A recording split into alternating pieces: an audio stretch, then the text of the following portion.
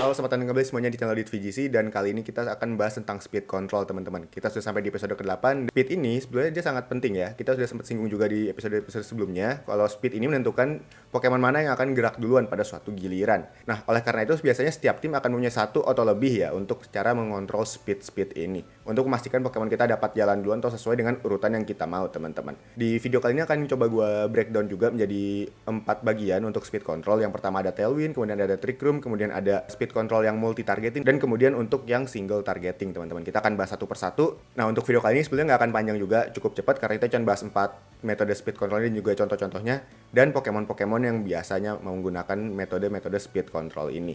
Oke, jadi apa sih itu speed control teman-teman? Speed control ini ibaratnya adalah sebuah cara kita memastikan Pokemon kita untuk bisa gerak sesuai dengan urutan kita mau. Biasanya kita mau Pokemon kita gerak di urutan paling pertama atau paling cepat ya, karena semakin cepat kita gerak, kita bisa ngasih damage duluan ke Pokemon lawan teman-teman. Nah, speed control ini dibagi jadi beberapa kategori juga untuk tipe-tipe move-nya, tapi fungsinya sama untuk memastikan Pokemon kita bisa jalan duluan. Jadi biasanya di beberapa tim mereka pasti akan include satu atau lebih speed control, dan ini sudah ada Pokemon-Pokemon spesifiknya juga yang bisa meng-setup melalui move-move speed control ini. Jadi dengan memperhatikan dari tim preview lawan, kita udah tahu nih arah lawannya tuh akan memain seperti apa, menggunakan speed control apa teman-teman. Gua akan coba jelasin Pokemon-Pokemon apa juga yang menggunakan speed control tipe apa, supaya kalian juga bisa langsung menerka-nerka lawan kalian akan main tim seperti apa teman-teman. Nah, yang pertama kita punya Tailwind teman-teman. Tailwind ini yang paling sering digunakan biasanya untuk tim-tim yang orientasinya itu lebih ke arah ofensif atau menyerang, karena dia langsung meningkatkan speed Pokemon kita secara 2 kali lipat teman-teman. Nah, biasanya begitu ada Tailwind ini jalan, Pokemon kita yang biasanya speednya ada di tengah-tengah, atau mungkin yang biasanya emang udah cepat, itu akan jadi lebih cepat lagi. Dan Tailwind ini hanya berjalan selama 4 turn aja teman-teman, jadi harus selalu diperhatikan sisa berapa turn lagi Tailwindnya supaya turn-turn kalian tuh selalu efektif juga. Dan karena dia hanya 4 turn, biasanya kalau lawan nggak pakai Tailwind juga, biasanya mereka akan berusaha untuk stall Tailwind kita dan akan meng-knockout Tailwind setter kita. Tailwind ini setternya tuh biasanya ada beberapa macam, tapi di Champions ini setelah berjalan 1 minggu lebih, itu yang paling sering digunakan adalah Whimsicott, ada Aerodactyl, ada Talonflame yang punya priority dengan Gale Wings juga di episode sebelumnya, dan juga ada Pelipper kalau untuk di Rentim yang bisa menggunakan Tailwind. Nah, yang kedua kita punya Trick Room. Trick Room ini dia kebalikannya dari Tailwind ya, tapi dia langsung mempengaruhi satu field teman-teman. Dia akan langsung membalikkan urutan. Jadi urutan geraknya biasa kita mulai dari yang paling cepat ke yang paling lambat, dia akan langsung yang paling lambat dulu baru ke yang paling cepat. Nah, itu Trick Room. Tapi Trick Room ini cukup sulit digunakan teman-teman karena dia move-nya sendiri punya priority -7 yang memastikan penggunanya dia akan menggunakan Trick Room tuh di urutan terakhir pada giliran tersebut. Jadi kita harus menjaga supaya Trick Room setter kita itu tetap hidup dengan move seperti Fake Out, seperti Rage Powder, seperti Follow Me, supaya tidak ada serangan yang masuk ke Trick Room setter kita untuk memastikan si Trick Room setter kita ini tetap hidup dan bisa menyalakan Trick Room dengan aman. Nah, dan Trick Room ini dia juga kalau kita bilang bisa kayak musuh alaminya Tailwind ya teman-teman ya, karena Tailwind itu kan dia langsung mengkali duakan speed Pokemon untuk diri sendiri, sedangkan si Trick Room ini dia langsung membalikan semuanya teman-teman. Jadi kalau misalnya lawan kita adalah Tailwind dan kita langsung Trick Room, itu fix banget lawan kita akan geraknya selalu terakhir karena di field mereka itu masih dikalikan 2 speednya, dan yang semakin cepat mereka akan geraknya semakin ke belakang dan Pokemon kita akan gerak duluan. Jadi salah satu cara untuk mengcounter Tailwind adalah dengan Trick Room ini. Kalau kalian bisa membaca dari Pokemon-Pokemon lawan, oh dia timnya akan main ke arah Tailwind karena dia ada Whimsicott misalnya, kita bisa membawa Trick Room setter yang ada di tim kita. Nah, biasanya kalau tim-tim yang sudah agak high level, mereka di timnya ini punya Tailwind dan Trick Room di satu tim yang sama teman-teman, untuk mengantisipasi kondisi-kondisi seperti ini. Karena kita balik lagi, kita saat main kompetitif kita nggak akan tahu lawan kita siapa, jadi kita bisa mempersiapkan pilihan-pilihan speed control kita juga. Untuk di Pokemon sendiri, pengguna Trick Room ini cukup banyak juga dan variatif, tapi yang paling sering digunakan adalah Farigiraf, ada Sinistcha juga. Jadi Sinistcha ini sangat multi-purpose ya untuk sebagai Pokemon support.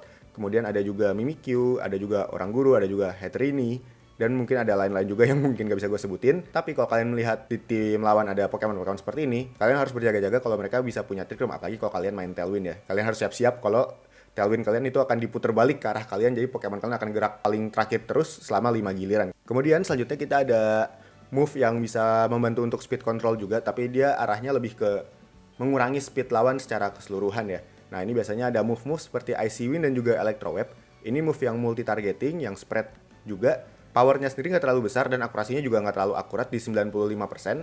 Tapi begitu lawan terkena serangan ini, mereka akan langsung mendapatkan -1 stage untuk speed mereka teman-teman. Tapi balik lagi, karena kita mainnya ini adalah stage, jadi begitu Pokemon yang ditarik keluar dan masuk lagi, itu speednya akan reset. Jadi biasanya metode seperti ini kita nyebutnya seperti ke soft speed control atau speed control yang tipis-tipis lah gitu. Karena mereka nggak langsung mempengaruhi satu field, tapi lebih ke Pokemonnya secara individu dan lebih gampang untuk dinavigasi oleh lawan juga. Tapi keuntungannya adalah speed control seperti ini dia akan langsung nyala juga dan bisa memberikan damage yang lumayan dan memaksa lawan untuk switch in switch out juga teman-teman. Nah kalau Electro Web sendiri biasanya menggunakan itu adalah varian-varian Rotom.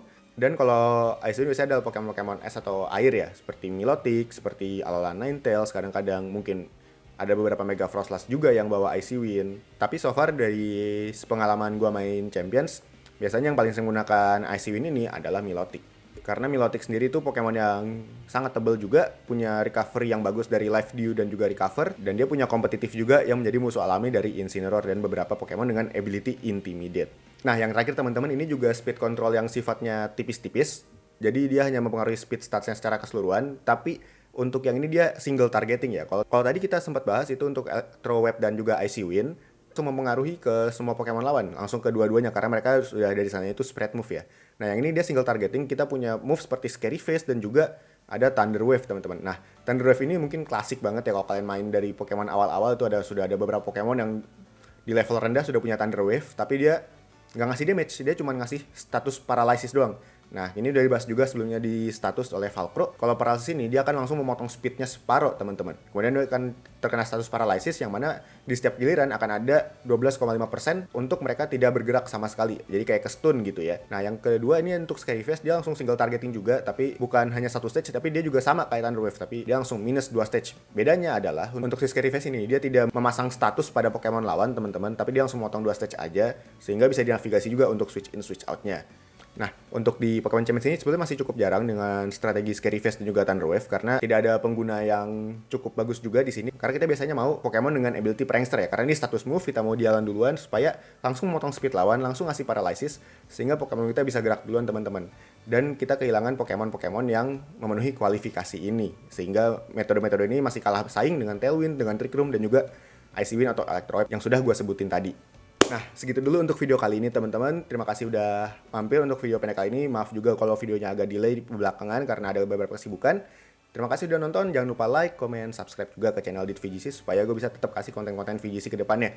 Dan ke depannya gue akan coba usahakan untuk bisa segera bikin tim review dan video-video untuk gameplay ya teman-teman ya. Oke, kalau gitu jangan lupa untuk selalu main game bagus teman-teman. Dan peace out.